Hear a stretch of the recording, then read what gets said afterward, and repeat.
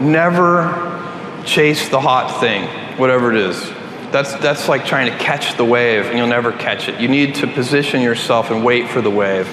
And the way you do that is you pick something you're passionate about. So that's the number one piece of advice that I give to somebody who wants to start a company or start a new endeavor inside of a bigger company. Make sure it's something you're interested in, something you're passionate about. Missionaries build better products. And so I would take a missionary over a mercenary any day. Mercenaries want to, flip the company and get rich. Missionaries want to build a great product or service. And, and one of those great paradoxes, it's usually the missionaries who end up making more money anyway. Need motivation? Watch a top 10 with Believe Nation. Hey, it's Carmichael, and I make these videos because you are probably the most ambitious person in your circle, but you know you're capable of more. And you get that push by surrounding yourself with the best. So today, let's learn from one of the best, Jeff Bezos, and my take on his top 10 rules for success. Enjoy. Rule number 2, focus on the customer experience. There's one reason we have done better than most of our peers in the internet space, over the last 6 years. It is because we have focused like a laser on customer experience, and that really does matter. I think in any business, it certainly matters online, where word of mouth is so very, very powerful. If you make a customer unhappy, they won't tell 5 friends, they'll tell 5,000 friends. So we are at a point now where we have all of the things we need to build an important and lasting company. And if we don't, it will be shame on us. Rule number 3, listen to criticism. I talk a lot about willingness to be misunderstood. That's a really important thing to have. If you're going to do anything new or different in the world, it is going to be misunderstood, sometimes by well-meaning critics, sometimes by self-interested critics. You'll get all kinds. And it's okay. It's all part of the process. The only way to avoid criticism altogether is to be completely conventional in everything you do. And so how do you respond to the criticism? What do you do? What's the right thing to do? Well, I think the first thing you do is you ask, are the critics right? You listen, you ask, are they right? Or even if they're not completely right, is there some piece of it that's right, that you can be inspired by? And then if you decide, by the way, that the answer is no, that you believe, you have conviction that what you're doing is the right course, then no force in the world should be able to move you. You should have a deep keel. But if you decide that your critics, that there is something, then you should change. And I give you an example from the early days of Amazon of one where we refused to change. We were small enough that most people didn't pay much attention to us or care about us. I'm taking you way back to like 1995, 1996. We pioneered this thing called customer reviews. And I got a letter one day from a publisher, a book publisher, that said, hey, you must not understand your business. You're losing sales because you're allowing negative customer reviews on the book detail pages. Why don't you just put positive reviews? And I thought about this, and I thought, no, he's wrong. We don't make money when we sell things. We make money when we help people make purchase decisions. It was a different framing. And so getting to today's news, we listened to our critics, and we decided the framing that we have been using all these years is competitive compensation. We look at what other job opportunities there are and what the competitive compensation levels are, and we offer competitive compensation and actually non-competitive, world-leading benefits packages, but just competitive compensation. And so in light of this, thinking about this and trying to decide, do we want to change, we realized, we just made a decision, well, you can offer competitive compensation or you can decide to lead. And as soon as we framed it that way, we're like, let's decide to lead. It's a great and I think people will follow. What was it the critics said that caught your eye? Basically, they were saying, if you read between the lines, because a lot of the specific criticism was not correct, but if you read between the lines, what they really wanted us to do, they said, because you could also say, look, there's so many companies. There are all the fast food companies. There's, the baristas, and there's, like, wait a second, why are you focusing on us?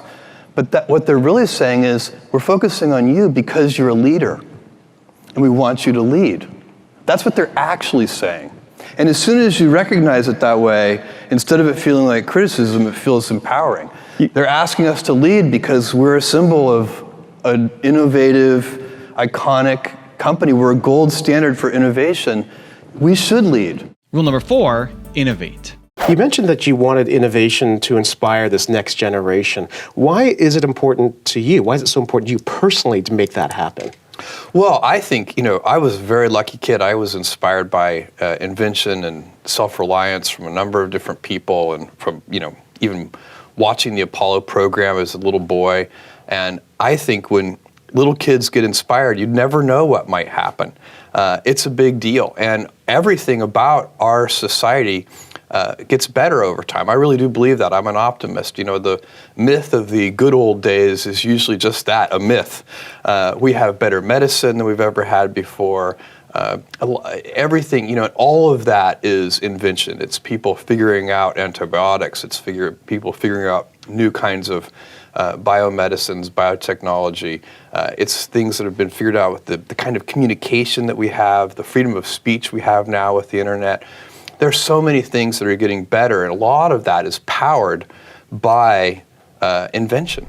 Also, to make sure you're actually taking action after watching this video, I've designed a special free worksheet just for this video. The worksheet will highlight all of the lessons learned in this video, as well as pull out our 3 favorite learnings and quotes that will inspire you to actually do something. The worksheet will also give you space to write down what your key takeaways are and your specific plan of action to make sure you're getting results. If you want the worksheet designed specifically for this video, absolutely for free, there's a link in the description below. Go click on it and start building the momentum in your life and your business. I'll see you there.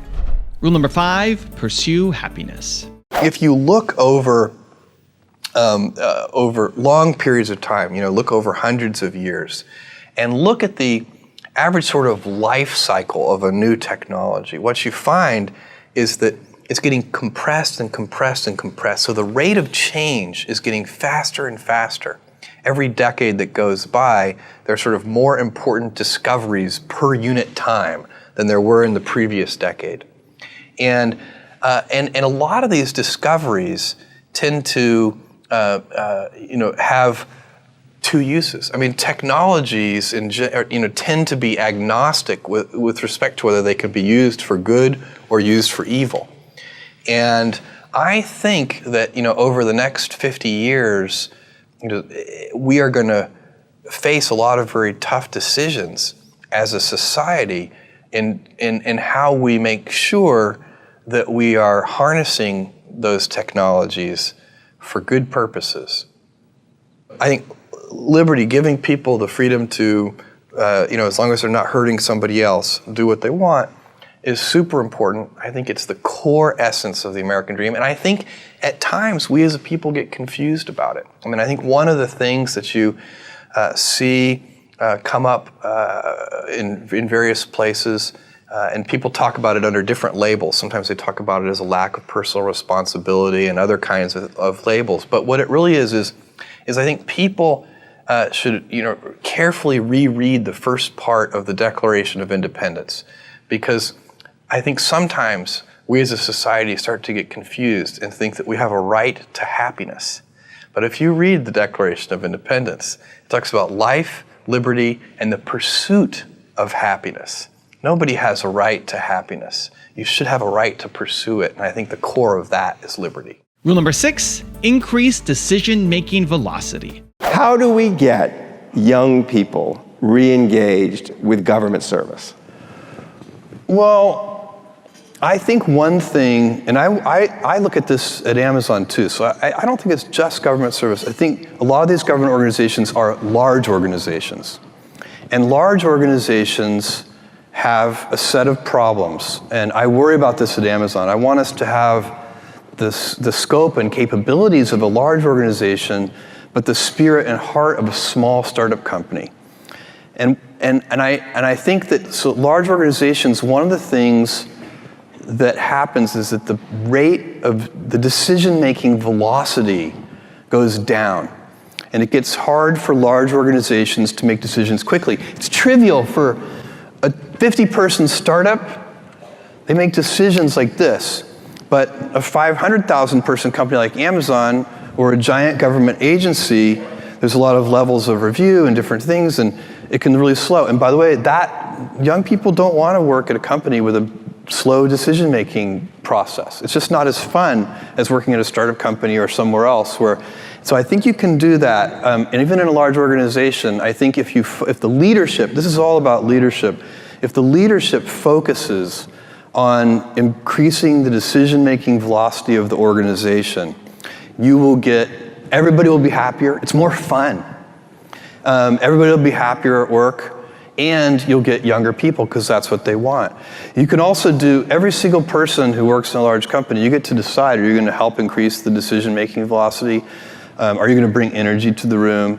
We all have those people, we work with them. As soon as they walk in the room, the whole room, the energy level goes up. Somehow they bring energy to that conference room. And we also all work with people who are the opposite. Like the second they walk in the room, the whole room deflates. And you don't want to be that second guy.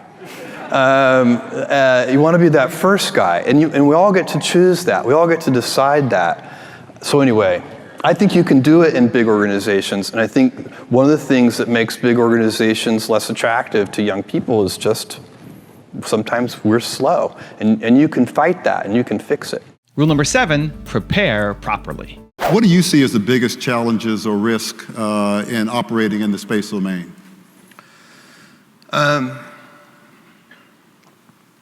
Well, let's start with the fundamental principle. You never want a fair fight. That's for a boxing ring. Outside of a boxing ring, a fair fight is just bad strategy. And it means you didn't prepare properly. And as you pointed out, this nation has enjoyed incredible space dominance for so long. And it's changing because some of our potential adversaries are getting very sophisticated. And so for me, or if I were in your shoes, the way I would think about this is, in this new era, how are we going to maintain space dominance? What does it really mean? And you're going to need some fundamental capabilities. You have to be able to go to space more frequently with less lead time. Rule number 8, raise the standards. If you looked at what you've brought and the legacy of innovation, how would you describe that? Well, I think what I would hope Amazon's legacy would be is Earth's most customer-centric company. What we have always wanted to do is raise the standard for what it means to be customer-centric to such a degree that other organizations, whether they be other companies or whether they be hospitals or government agencies, whatever the organization is, they should look at Amazon as a role model and say, how can we be as customer-centric as Amazon? Even competitors, I imagine, right? Hopefully competitors as well. But if we could make, if that could be our legacy, that we kind of raised the general idea of what it means to be customer-centric, that would be a huge accomplishment. It would be accomplishing a mission that's much bigger than ourselves. Rule number 9, be philanthropic. If you are a lottery winner, as I am, then one of the things that you get a chance to do at some point in your life is to be a philanthropist. And I didn't grow up hoping, boy, maybe I'll be a philanthropist one day. That wasn't ever on my list of, archaeologist, astronaut, those things I wanted to be. Physicist, I never. I think in large part because I never expected to have the means to be a philanthropist. But I think that if you win a lottery of this kind of size, that one of the things that over time you have an obligation to do is to think about the ways that wealth can be used in a highly leveraged way. I also think, by the way, it's really easy to give away money in highly unleveraged ways where it's just a waste of money. And I suspect that it takes as much sort of time, energy, focus, and hard work to effectively give away money as it does to get it in the first place. And rule number 10, the last one before some very special bonus clips, is guard your passion. Is there a particular methodology to that? Because I think that's really important, especially for young people, to actually do that self-assessment and find that passion. Do you have any advice? I think that many kids and many grown-ups do figure out over time what their passions are. And sometimes we let I don't think it's that hard. I think what happens though sometimes is that we let our intellectual selves overrule those passions. And so that's what needs to be guarded against. Kids are very good about knowing what their passions are. It's a gift if you can keep your childlike sense of wonder. And it helps with creativity, it helps to have fun. You laugh more and play more if you keep that childlike sense of wonder. In my business dealings at Amazon, we often buy companies, smaller companies, smaller than Amazon, but sometimes they're fairly large companies like Whole Foods, but oftentimes they're very small companies. And I'm really mainly looking for one thing when I'm talking to the senior leaders of those companies, and it's, are they missionaries or are they mercenaries? Because the missionaries build better products and services, they care for their customers more. The mercenaries are trying to make a quick buck, they're trying to flip this company and sell it. They built it for sale. They always wanted to sell it, they wanted to get rid of it. And those companies aren't built to last. So that's the main thing I thought about when I saw these people on stage tonight, all the award winners, and I think it's probably true for everybody who goes into government service and takes that service seriously. You do that because it's a mission. And if the people in government service could easily make more money in the private sector. They're not doing it for that. They're doing it because they're getting meaning from it. And I tell my kids, you can have a job, you can have a career, or you can have a calling. And you want the calling, whatever that is, because that is when you're, 80 or 90 years old and in a quiet moment of reflection, telling yourself your most intimate version of your life story. What do you want to have? You want to have meaning in your life. You have to have had a calling. I believe that the primary success factor for Amazon.com has been an obsession over the customer and a focus on customer service. This is clearly important in any business, but especially important online. And the reason for this is that word of mouth is incredibly powerful online. If you make a customer unhappy on the internet, they won't tell 5 friends. They will tell 5,000 friends on Usenet news groups and listservs and so on. Likewise, of course, if you can make a customer happy by meeting or exceeding their expectations, they can also tell 5,000 people and therefore, be evangelists for you. They can use the internet as a megaphone. So it's very important to do the things that you actually are going to claim to do. And what this means basically is the balance of power has shifted away from the merchant and toward the consumer, which is a great thing, I think, for everybody involved. It's even great for the merchant as long as the merchant realizes it. I was in all the senior people at Amazon do 2 days of customer service training every other year.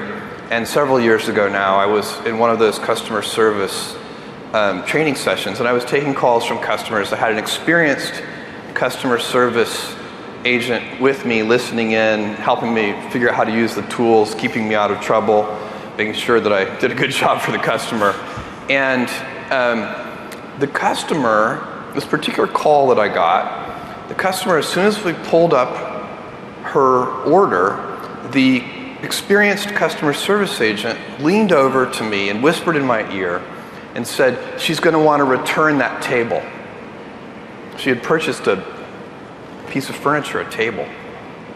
So I'm talking to the customer to the customer, and the customer says, I need to return this table. And it turned out that the top of the table was scratched. It was packaged poorly. And then, so we finished up and we handled the return and got all that done. And I said to the agent, how did you know that the customer was going to return that table? She said, oh, that table always gets returned.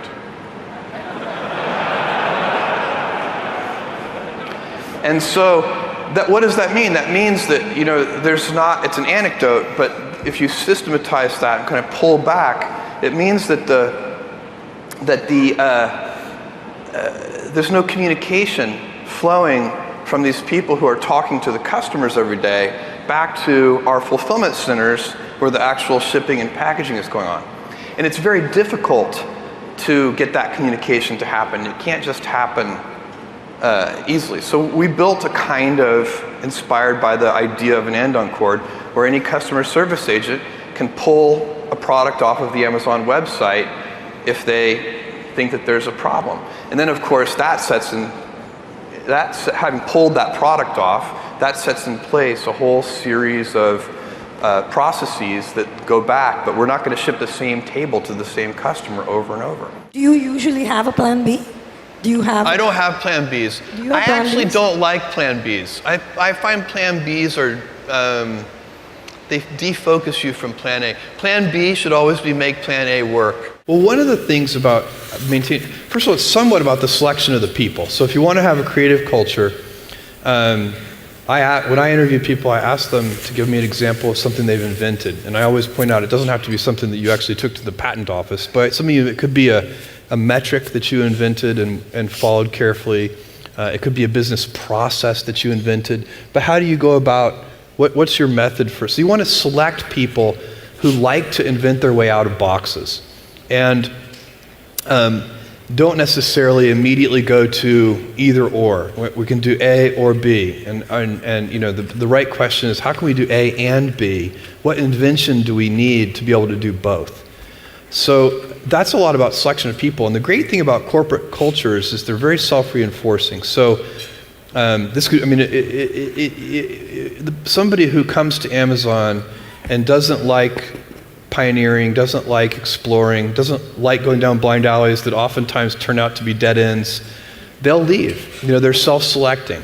And so we have, over the last 18 years, collected a bunch of people who really enjoy this kind of pioneering approach. Once you are looking at the odds in a realistic way, it's very important for entrepreneurs to be realistic. And so if you believe on that first day while you're writing the business plan that there's a 70% chance that the whole thing will fail, and then that kind of relieves the pressure of self-doubt. I mean, it's sort of like, I don't have any doubt about whether we're going to fail. That's the likely outcome.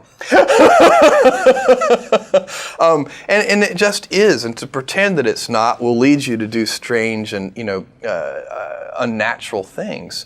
So and what you do with those early investment dollars, so if you have $300,000 and then you have $1 million, what you do with those early precious capital resources is you go about systematically trying to eliminate risk. So you pick whatever you think the biggest problems are and you try to eliminate them one at a time. And that's how small companies get a little bit bigger and then a little bit bigger and a little bit bigger until finally, at a certain stage, you reach a transition where where the company has more control over its future destiny. And when a company is very tiny, it needs a tremendous amount of not only hard work, but as we talked about earlier, luck. As a company gets bigger, it starts to become a little more stable, where if at a certain point in time, the company has a much bigger influence over its future outcome. It needs a lot less luck, and instead it needs the hard work. And at that point, there's a little bit more pressure, because then if you fail, you have nobody to blame but yourself. The heart of entrepreneurship in some ways is about risk-taking, but I think that many people misperceive what good entrepreneurs do. Good entrepreneurs don't like risk. They seek to reduce risk. So they are, starting a company is already risky, and then you systematically eliminate risk step by step in those early days until you can get a company. You need a lot of, believe me, you need a lot of luck in all endeavors in life. And certainly Amazon has had, planetary alignment of the highest order. We're, lots of luck in our history. But you also need to systematically try to identify risks. And then as the company gets bigger and more robust, you can start taking risks again. But in those early days, a lot of it is about, okay, we have a good idea. How do we reduce risk? I'm not efficient with my time because efficiency, there's an embedded assumption when you're being efficient. And the embedded assumption is that you know where you're going. And I like to wander, because it's wandering that allows you to invent and to explore and to follow your curiosity. But wandering is very time consuming. And so if I could have one more thing, it would just be more time. It's hard to have conviction about whether something will work. And the only thing that I can offer, every once in a while, you get a crisp moment of clarity where you just know some things are going to work. If you are persistent enough. And I think you can only do that if you start with the customer and work backwards. I don't think you can build that kind of clarity on what your competitors are doing or what kinds of technologies are available in the marketplace. That kind of clarity can only come from a deep understanding of customer needs. And the good thing about customer needs is they change slowly in time, so you can count on them. I know for a fact that 10 years from now, Amazon's customers will still want low prices. I know for a fact that Amazon's customers 10 years from now will still want fast delivery. They'll still want vast selection. And there's no chance that 10 years from now, somebody will come to me and say, Jeff, I love Amazon, I just wish you delivered a little more slowly. So because those customer needs are so foundational, sometimes around those things you can get real clarity, and then you can invest, and you can know that your investments will pay dividends for customers over time. Whenever you empower people with new tools, you get unexpected and beautiful results. And we're seeing that. I think we're still in the early innings of seeing the kinds of change that AWS can bring to a whole group of entrepreneurs, including entrepreneurs inside companies. You tell us a bit more about how you decide what new areas of business to get into. Well, there are a few things that we think about when we get into new business. First of all, we want to know if it's successful, can it be meaningful in the context of Amazon's overall business? So we don't want to do things, it doesn't have to be successful. That's okay. We don't want any guarantees that the business is going to be successful before we get into it. But we do want to know that if we're lucky enough that the business is successful, it has to be meaningful. Our business is already at a scale where it doesn't make sense for us to focus on small industries. So that's one of the things that we like about digital media. It's a big industry. It's one of the things we like about Amazon Web Services. It has the potential to be a very big industry. Our retail business, retail is, the largest retailer in the world still has, single-digit market shares. These are huge, trillion-dollar markets, so retail can grow to a very large size. And so we want that. We want to know that if it's successful, that it has attractive returns on invested capital. So, we want to be able to convince ourselves that if it works, that there is a return one day on that investment. The third thing we look for is we really want differentiation. That's part of our culture. We're not very good at Me Too product offerings. I'll give you an example. I get asked, and I have been asked for the last 15 years, when are you guys going to open physical stores? And I tell people, as soon as we have a differentiated idea. Because if we were to open physical stores and do it the same way everybody else does physical stores, we would just be, if there are already 100 well-run physical stores, if we're lucky enough to do a good job and have a well-run physical store, we would be the 101st well-run physical store. And that doesn't really add anything to the world. It's a kind of redundancy that customers end up not paying you for, and it's not fun. Do something you're very passionate about, and don't try to chase what is kind of the hot passion of the day. I think we actually saw this. I think you see it all over the place in many different contexts, but I think we saw it in the internet world quite a bit, where at the sort of peak of the sort of internet mania in, say, 1999, you found people who were very passionate about something. They kind of left that job and decided, I'm going to do something in the internet, because it's it was almost like the the 1849 gold rush in a way. I mean, you find that people, if you go back and study the history of the 1849 gold rush, you find that at that time everybody who was within shouting distance of California was, they might have been a doctor, but they quit being a doctor and they started panning for gold. And that almost never works. And even if it does work, according to some metric, financial success or whatever it might be, I suspect it leaves you ultimately unsatisfied. So you really need to be very clear with yourself. And I think one of the best ways to do that is this notion of projecting yourself forward to age 80, looking back on your life and trying to make sure you've minimized the number of regrets you have. That works for career decisions. It works for family decisions. Do you want? I have a 14-month-old son, and it's very easy for me to, if I think about myself when I'm 80, I know I want to watch that little guy grow up. And so I don't want to be 80 and think, shoot, I missed that whole thing and I don't have the kind of relationship with my son that I wished I had, and so on and so on. One of the great paradoxes of inventing at a high level is that you need to be an expert in your domain area and you need to have a beginner's mind. You absolutely need both of those things. The world is too complex to actually just be a beginner. So, I can't, no matter how inventive I am, I can't go invent a new kind of brain surgery. You have to be a neurosurgeon. You have to already know all there is to know about brain surgery and then take it to the next level. The problem is, for many people, by the time they become true experts, they've lost that ability to see things in a fresh way. They've lost the beginner's mind. And so that's another thing. You always need to be stepping back and saying, if I'm an expert in launch vehicles or whatever it is, I need to step back and say, okay, if I were looking at this for the first time, what would I be seeing and noticing? These are just some of the things you need to do to be innovative. I am building, along with a team of people, including the father of the 10,000-year clock, a guy named Danny Hillis, in a mountain in West Texas, a very large clock designed to last 10,000 years. Now, I know what you're all thinking. Moments ago, he seemed sane.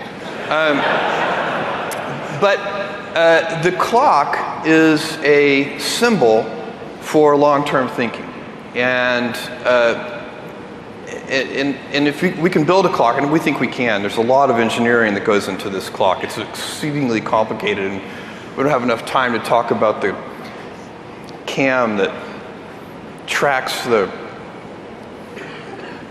motion of the Earth's orbit as it deviates over the course of 10,000 years, and so on and so on. There's a lot of interesting stuff if you want to keep time for 10,000 years. But the symbol is important for a couple of reasons. One, if we think long term, and here I'm thinking, when I say we, I mean we humans. If we think long term, we can accomplish things that we couldn't otherwise accomplish. So if I came up to you, Werner, and I said, look, I want you to solve world hunger in 5 years. you would rightly decline the challenge. But if I said, Werner, I want you to solve world hunger in 100 years, now that's more interesting. Because it's, then you start to first create the conditions under which such change could occur. And all we've done there is change the time horizon. We didn't change the challenge, we changed the time horizon. So time horizons matter. They matter a lot. And the other thing I would point out is that we humans are getting awfully sophisticated in technological ways and have a lot of potential to be very dangerous to ourselves. And it seems to me we are, as a species, going to have to start thinking longer term. And so this is a symbol. I think symbols can be very powerful. The clock has 5 anniversary chambers. These are big. This is all carved out inside of a mountain. And in the remote, it's kind of like you have to take a pilgrimage to get there. And when it's finally done, we'll, let people come and tour the clock. But it has 5 anniversary chambers. The first one is a room that kind of like the cuckoo on a clock, and it shows this animation once a year. The second chamber does its animation once every 10 years. The third chamber once every 100 years. The fourth chamber once every 1,000 years. And the 5th anniversary chamber just once at the end of the 10,000 years. And we're only planning to build the animations for the first and second chambers. We figure our future generations can worry about the 3rd, 4th, and 5th chambers. I laugh a lot. So it is, there are, I think stress, you can be, I think one of the things that's very important to note about stress is that stress primarily comes from not taking action over something that you can have some control over.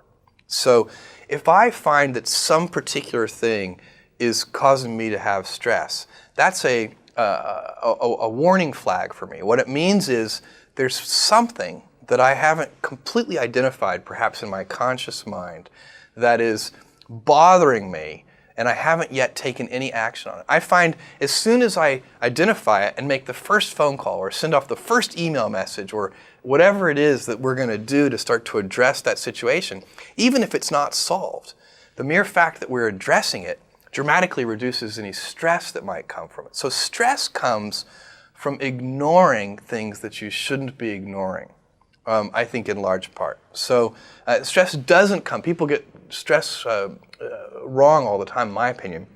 Stress doesn't come from hard work, for example. You can be working incredibly hard and loving it. And likewise, you can be out of work and incredibly stressed over that.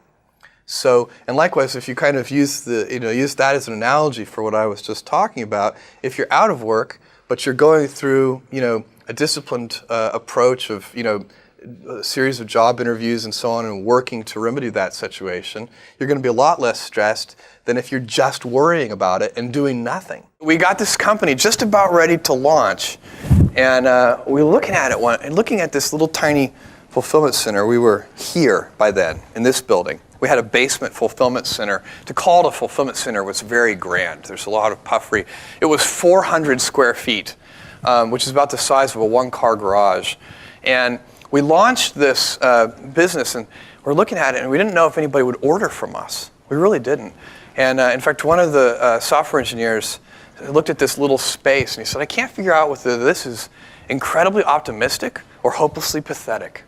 And indeed, we didn't know. We had no idea whether anybody would want to buy things in this way. The business plan called for generating sales very slowly as customers changed their attitudes. The original business plan, which I thought was very optimistic at the time, called for Amazon.com to generate $70 million in sales in the year 2001. We actually generated in excess of $3 billion in sales in the year 2001. And we knew, by the way, that we were really on to something in those first 30 days. In the first 30 days, we got orders from all 50 states and 45 different countries with not a dollar of advertising, just all word of mouth. In the first year, we didn't spend anything on advertising. All of it was word of mouth. And that really forged the company that we were going to focus on customer experience because we saw the power of word of mouth so very, very clearly in those early days. There's something great about word of mouth online, by the way, and feedback from customers, which is that email turns off the politeness gene in the human being. It's wonderful. So people actually tell you what they really think, usually in all caps. So we get lots of info and feedback from our customers, and we try to use it well. Blue Origin is a company that's developing a vertical takeoff, vertical landing space vehicle, so it takes off on its tail like a normal rocket, and then comes back and lands on its tail like a Buck Rogers rocket. It's designed to be reusable. We've built our first development vehicle. We built our second development vehicle. We're right now working on our third development vehicle. Great team of engineers located in Seattle. Another team of people test and operations in West Texas where we do our flights. And it's proceeding along very nicely. I'm hopeful that this third development vehicle will be our last, but we can't know for sure. And then we will build our operational vehicle and start taking people to suborbital mission. We'll sell tickets. The long-term goal of Blue Origin is to not only do suborbital, but also orbital, and to democratize space travel so that anybody who wants to go into space can afford to do so. You need reusability. So when you go look at any approach that doesn't have reusability is never going to be low cost. There are only two problems with space travel today. It's too expensive and it's too dangerous. Other than that, it's fine. So we hope to solve those two problems. And if you want to solve those problems and have a spacefaring species, you need to practice. And you can't practice with expendable vehicles. It's like, it's flying you get on a 747 with a bunch of other passengers, fly to Hawaii, and then throw the whole plane away. It's just a bad cost structure. And so we need reusability. So you have to get the vehicle back. And one of the ways to get it back is to put wings on it, and then you can land it on a runway.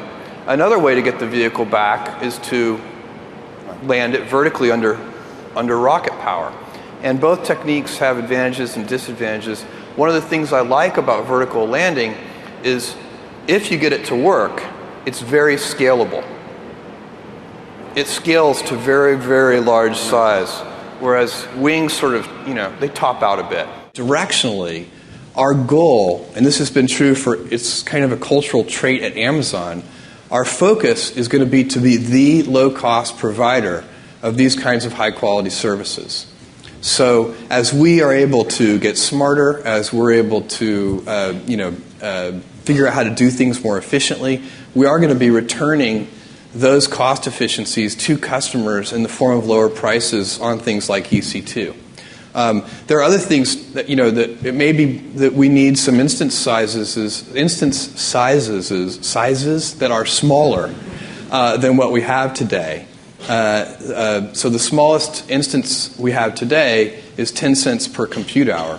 And we're also looking, always at, returning some of the cost savings we get on things like bandwidth charges, disk space charges, and so on and so on. The advice that I would give entrepreneurs is, and I do this, I meet sometimes with young aspiring entrepreneurs and, college grads, and I have, the main thing is don't chase the hot new thing, whatever it is. It's so hard to catch something that everybody already knows is hot. Instead, position yourself and wait for the wave to come to you. And the way and so then you would say, well, what do you wear? Position myself where? And I think what you do, position yourself in something that captures your curiosity, something that that you're missionary about.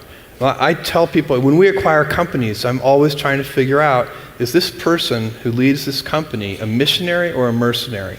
And I don't like mercenaries, and I don't like mercenary cultures.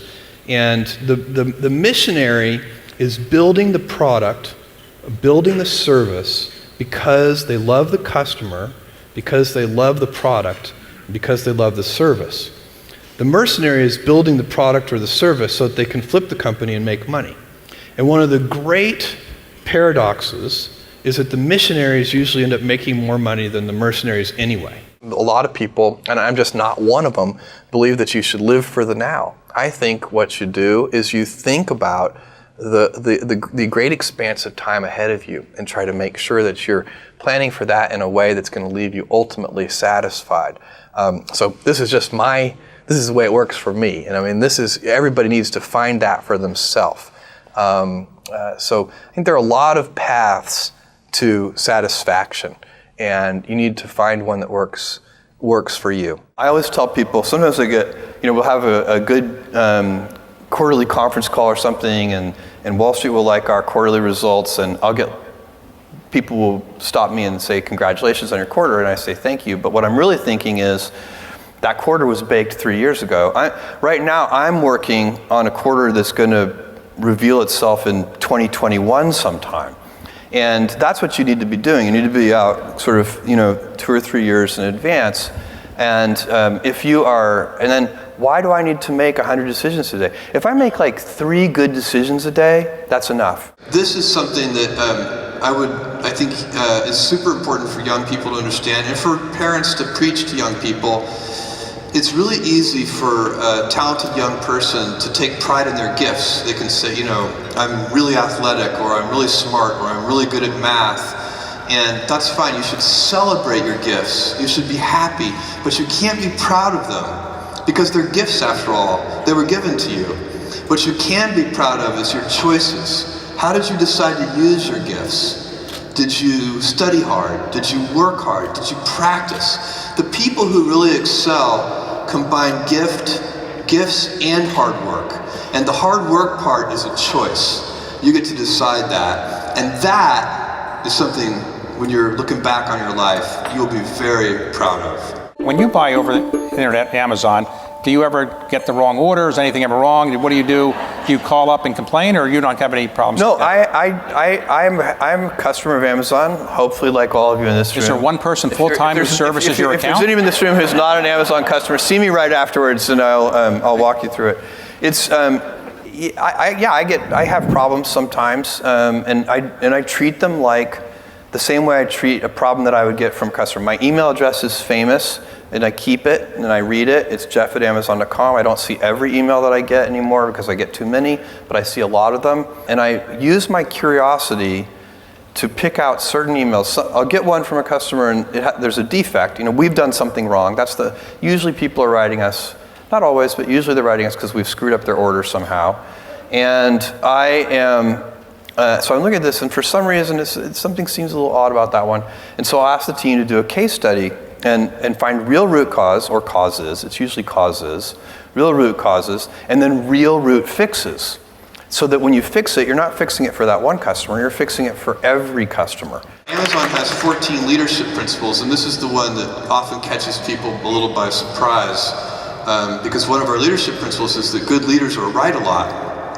And it sounds kind of like, well, great, but is there some way that I can practice being right a lot?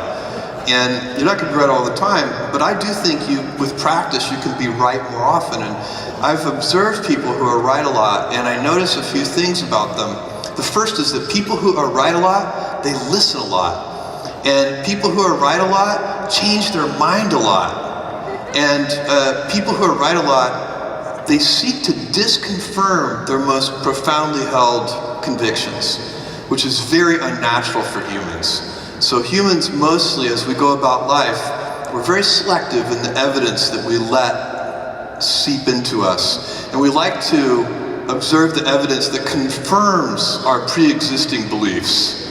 And people who are right a lot work very hard to do that unnatural thing of trying to disconfirm their beliefs. I was living and working in New York City in 1994.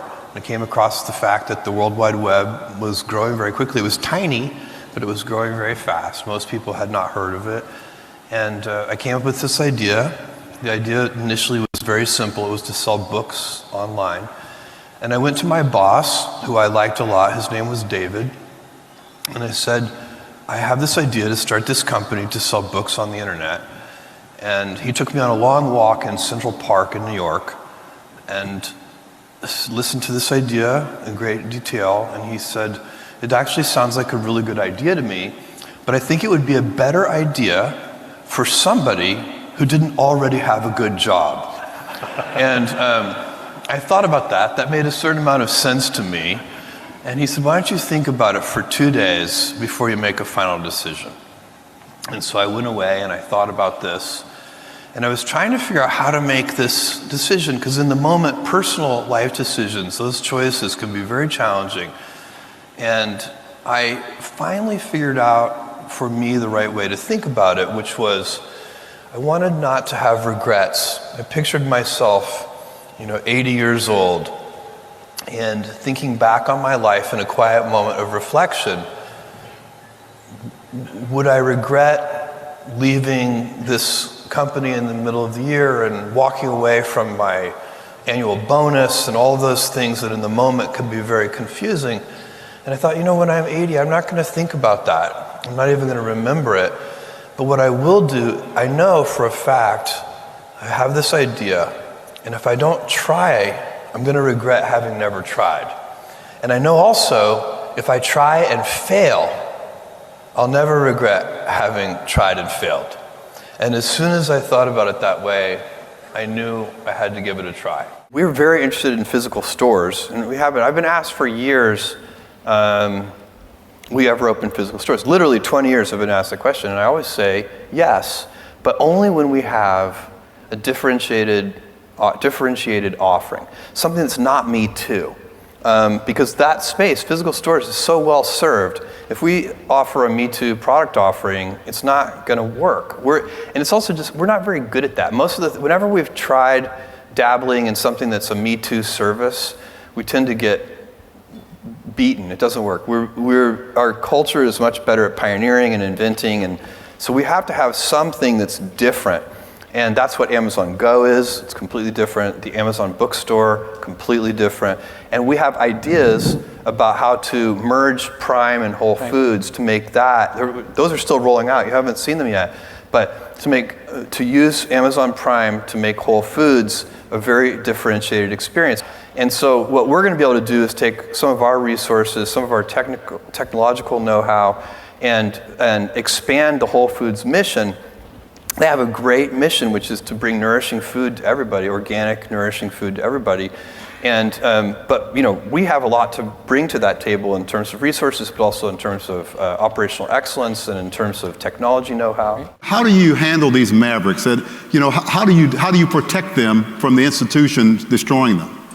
Well, I think that has to be culture. You have to teach the value that these people bring, but also I would push hard on the mavericks to say you also have to be organized. You can't just be a crazy person. So it's fine to be a maverick, but write your ideas down, sell your ideas, persuade, create the conditions where the ideas can blossom. You can't get anything done if you're not, if you're just purely a creative person with zero organizational skills, you're probably not going to get much done. Be stubborn on vision and flexible on details. You really can't accomplish anything important if you're not stubborn on vision, because things that are important take a long time. They take teams. You can't do it by yourself, and so you really need to have a crisp idea of the vision.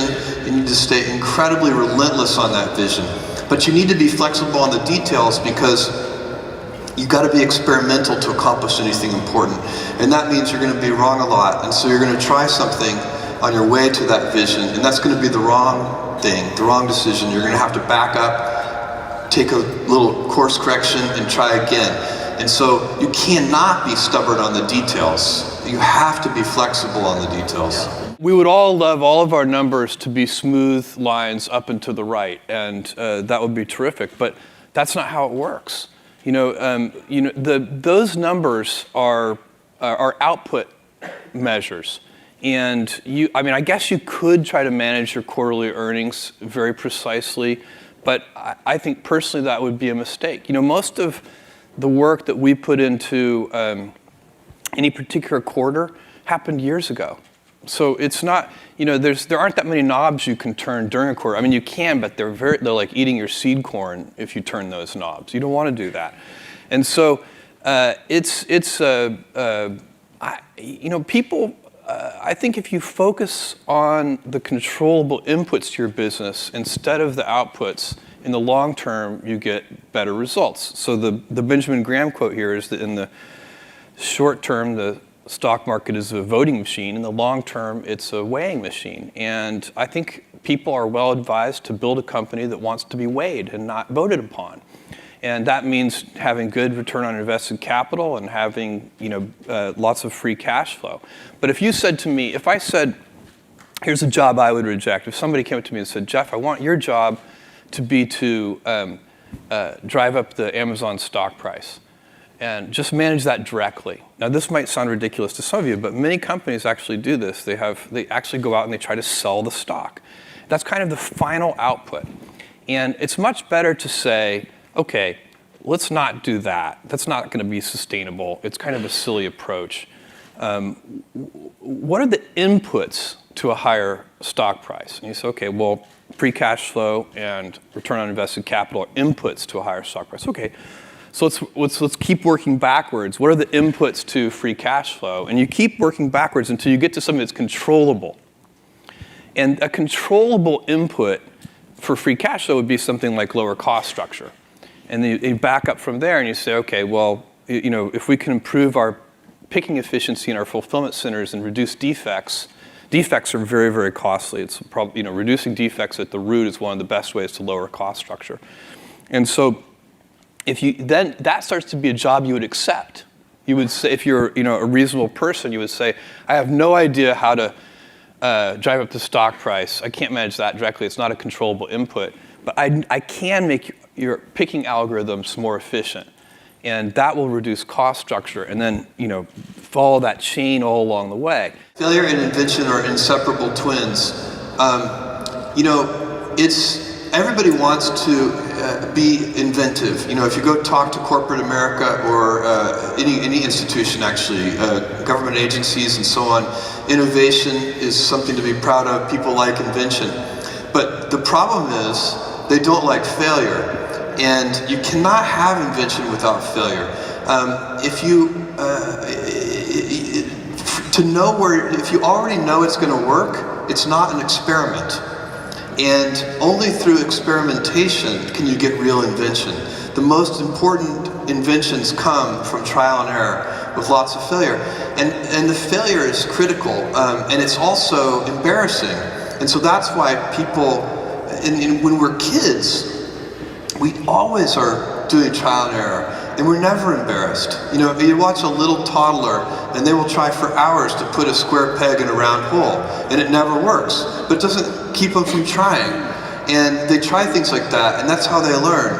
And we all have that when we're little, and then as we get older, somehow it's not as cool as you get older to fail and to fall down. It looks clumsy, and so we get in our grooves. We have a set of expertise and skills. It's kind of a comfort zone. And you have to constantly push yourself to say, no, I don't care about failure. In fact, I say at Amazon, we have to grow the size of our failures as the size of our company grows. We have to make bigger and bigger failures, because otherwise none of our failures will be needle movers.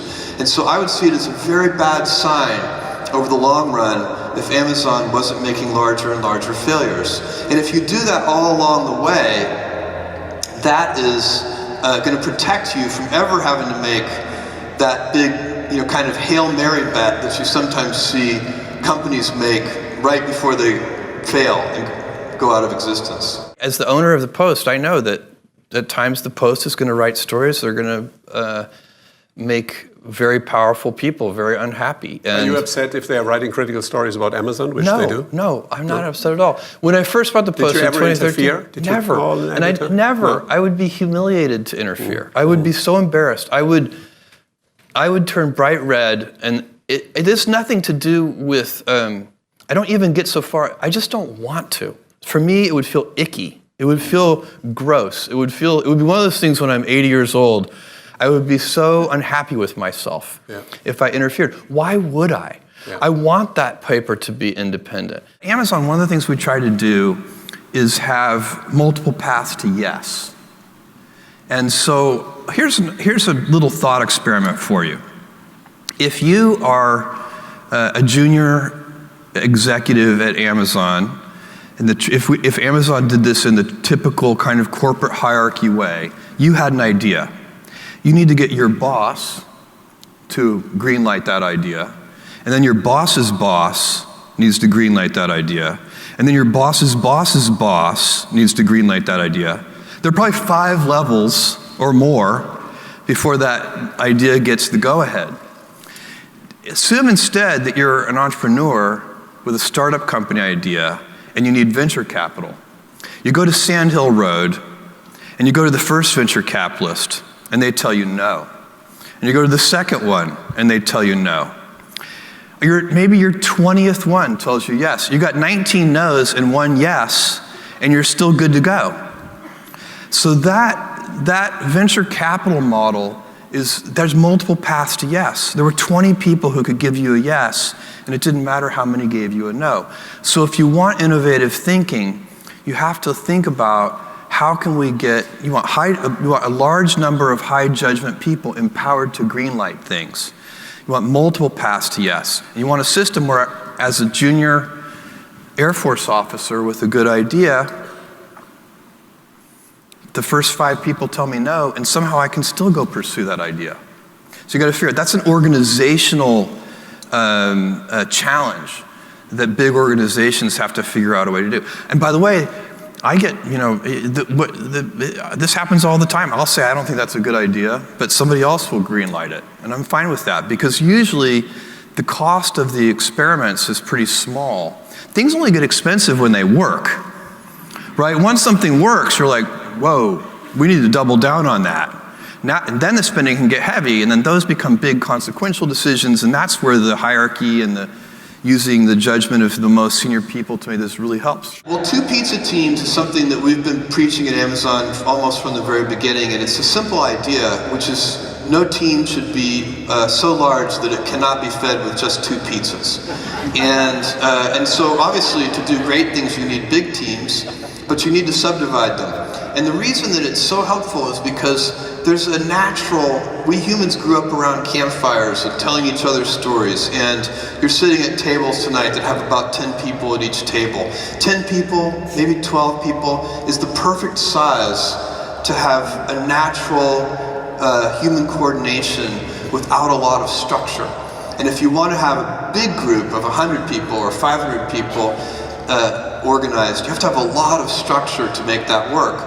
And so if you can arrange to do big things with a multitude of small teams, and that takes a lot of effort to organize that way, but if you can figure that out, the communication on those small teams will be very natural and easy. Warren Buffett has this great quote. He says, you can hold a rock concert, and that's okay, and you can hold a ballet, and that's okay. Just don't hold a rock concert and advertise it as a ballet. Investors come in all shapes and sizes. They have different investment horizons, different approaches, different beliefs about what the right kind of portfolio looks like. And so it's not one, people use Wall Street as a shorthand, but there isn't one type of investor. They come in all shapes and sizes. And you have to be super clear about what kind of company you're trying to build, what your approach is. We laid that out in our 1997 annual shareholder letter. We said we were going to take big bets. We said they were going to fail. We said some of them hopefully were going to work. We said we were going to invest for the long term, that we were going to try to take advantage of market opportunities as they arose. And there's a certain kind of investor who is aligned with that approach. And so, again, you can hold the ballet or the rock concert, and both can work. We don't meet with our biggest investors. We meet with investors who have low portfolio turns. So, investors that have, many investment funds have very high portfolio turns. They turn their portfolio multiple times per year. They're not really investors, they're traders. There's nothing wrong with that. It's just a different thing. But where are you going to spend your time and your energy is one of the most important decisions you get to make in life. We all have a limited amount of time, and where you spend it and how you spend it is just an incredibly levered way to think about the world. And So if you're going to spend time,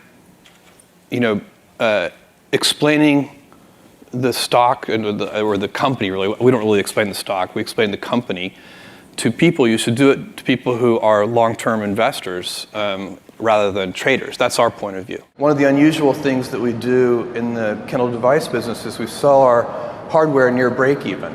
And so we make money when people use the device, not when they buy the device. And that is very aligning with customers. If I buy a device and I put it in my desk drawer and never use it, then Amazon doesn't deserve to make any money. Likewise, it causes us to have the right kinds of behaviors. So for example, if we're not making money when people buy the device, then we don't need people to be on the upgrade treadmill. We have people who are still using 5-year-old Kindle Ones, and we're perfectly happy about that. AWS is very similar because it's a pay-as-you-go service. We are not incented to get people to overbuy hardware, to operate at low utilization rates. Our point of view on this is if we can arrange things in such a way that our interests are aligned with our customers, then in the long term, that will work out really well for customers and it'll work out really well for Amazon. My view is I don't even like the phrase work-life balance. I think it's misleading. I like the phrase work-life harmony because I know that if I am energized at work, happy at work, feeling like I'm adding value, part of a team, whatever energizes you, that makes me better at home. It makes me a better husband, a better father, and likewise, if I'm happy at home, it makes me a better employee, a better boss, all the things. It's not primarily about, there may be crunch periods where it's about the number of hours in the week, but that's not the real thing. Usually it's about, do you have energy? And is your work depriving you of energy, or is your work generating energy for you? And there are people, everybody in this room knows people who fall into these two camps. You're in a meeting and the person comes in the room. Some people come into the meeting and they add energy to the meeting. Other people come into the meeting and the whole meeting just deflates. And those people they drain energy from the meeting. And you have to decide which of those kinds of people you're going to be. Are you going to add energy? And the same thing at home. And the same thing at home. And it's a wheel, it's a cycle, it's a flywheel, it's a circle, it's not a balance. Because a balance, that's why that metaphor is so dangerous, because it implies there's a strict trade-off. And you could be out of work, have all the time for your family in the world, but really depressed and demoralized about your work situation, and your family wouldn't want to be anywhere near you. They would wish you would take a vacation from them. And so it's not about the number of hours, not primarily. I suppose if you went crazy with 100 hours a week or something, yeah, that maybe there are limits, and they probably. But I've never had a problem, and I think it's because both sides of my life give me energy, and that's what I would recommend. And that's what I do recommend to interns and execs. The question is always, why not stick to the knitting? So, and my point of view on sticking to the knitting is that it's not the right thing for most businesses to be that focused. It's true that you hone skills in a business. You learn to be really good at a few things, and you do want to extend out from those skills.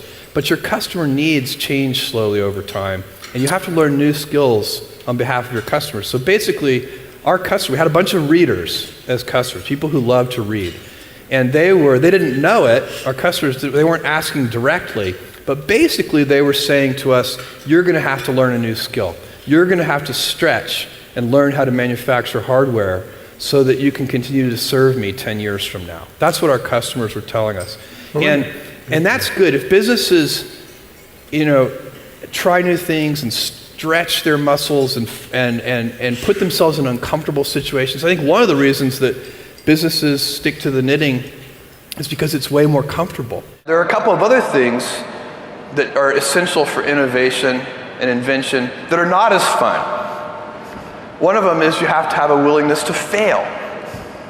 You have to have a willingness to be misunderstood for long periods of time. If you do something in a new way, and I don't care what it is, people are initially going to misunderstand it relative to the traditional way. And there'll be well-meaning critics who, genuinely want the best outcome, but they're worried about this new way. And there'll also be, of course, self-interested critics who have a vested interest in the traditional, they have some profit stream tied to the traditional way. But doing things, if you never want to be criticized, for goodness sake, don't do anything new. So it's okay though, if you have a willingness to be misunderstood for long periods of time, if you have a willingness to fail, then what you can do is you can ramp up your rate of experimentation. So successful invention is inventions that customers care about. It's actually relatively easy to invent new things that customers don't care about. But successful invention, if you want to do a lot of that, you basically have to increase your rate of experimentation.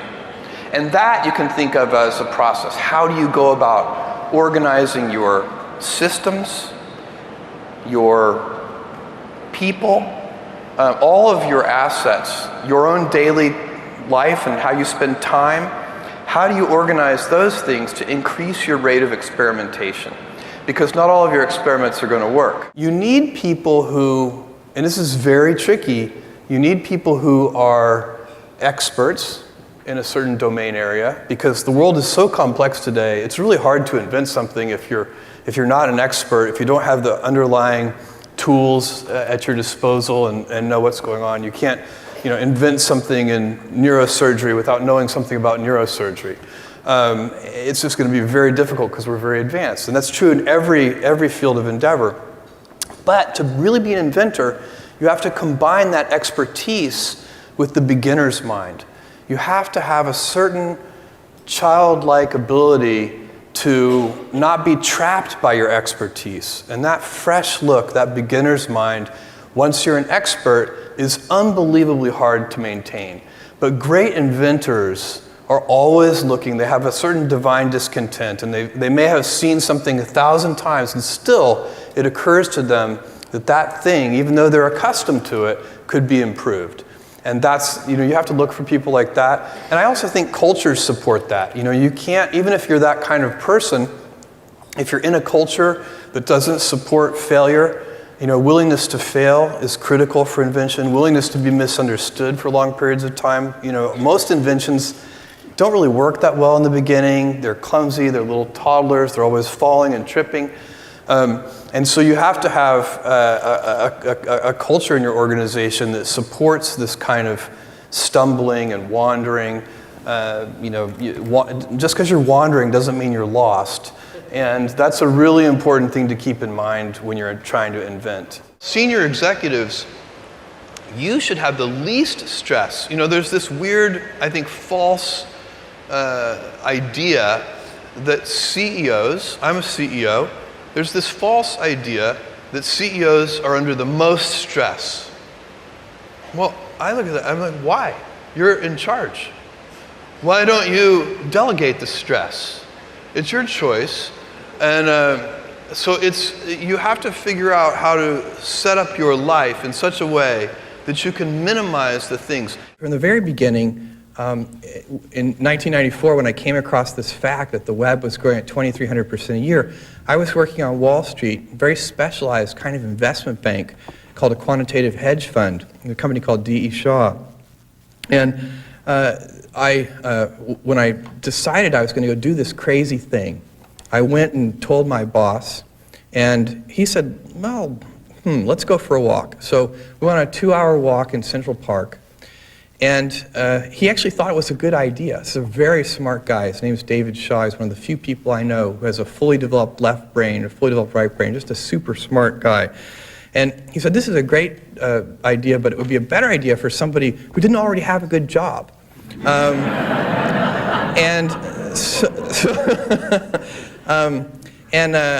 That was actually a compelling argument to me. And so I went away. He convinced me to think about it for 2 more days. And it was very hard to make that decision. And until I found the right framework in which to make the decision. And I think because I know there are a lot of people who are interested in entrepreneurial activities out there, I think this could be useful. It's the right framework for me anyway to make the kind of decision was a regret minimization framework. So I projected myself into the future, and I'm 80 years old, and I'm looking back on my life. What do I want to have done at that point? I want to have minimized all the regrets that I have.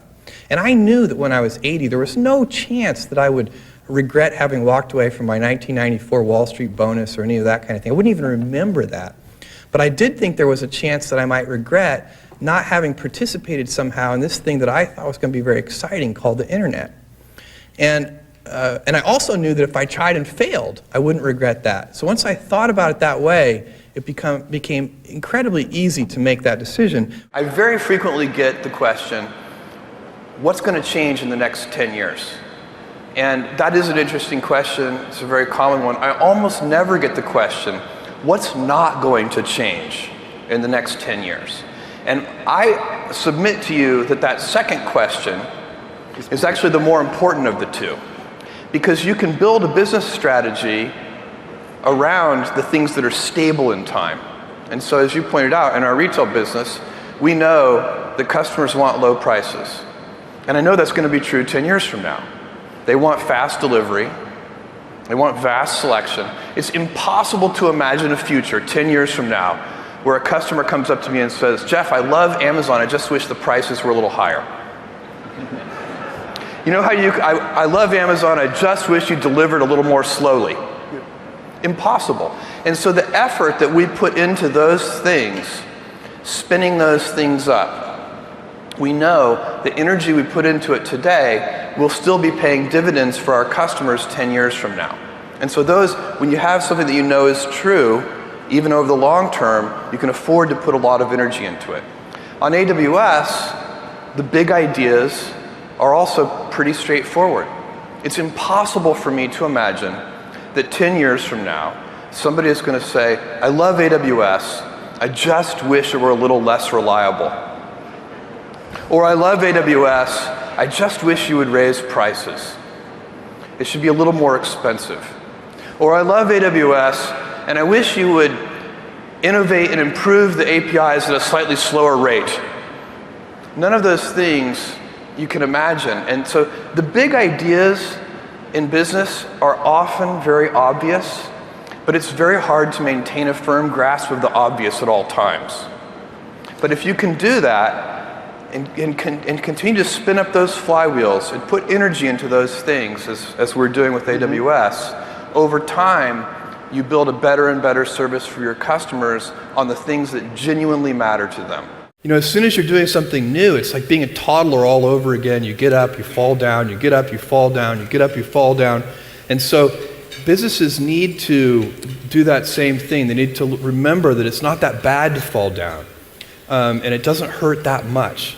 When we try things like Amazon Web Services, we didn't know that was going to work.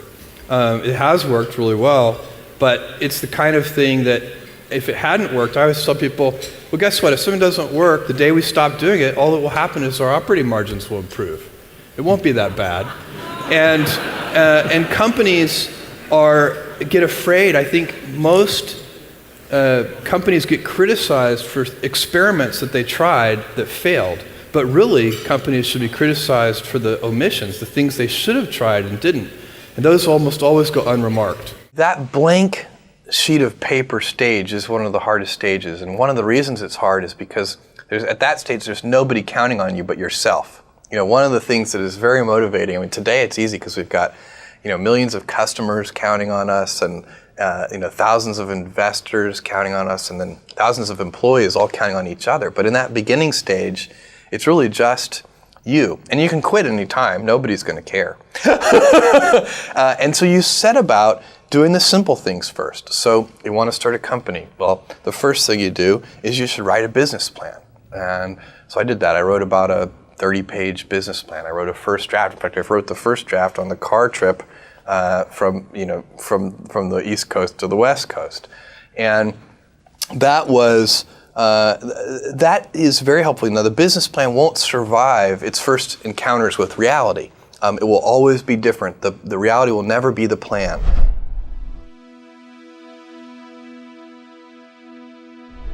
Because you made it this far in a video, I want to celebrate you. Most people start and don't finish. Most people never actually follow through. Most people say they want something, but they don't ever do the work to actually get it. But you're different. You are special. Believe Nation, you made it here all the way to the end, and I love you. So as a special celebration, if you put a hashtag Believe down in the comments below on this video, I will showcase you and celebrate you somewhere on the screen in a future video because you are awesome. If you want 10 more amazing rules from Jeff Bezos, check the video right there next to me. I think you'll love it. Continue to believe, and I'll see you there. The world is too complex to actually just be a beginner. So, I can't, no matter how inventive I am, I can't go invent a new kind of brain surgery. You have to be a neurosurgeon.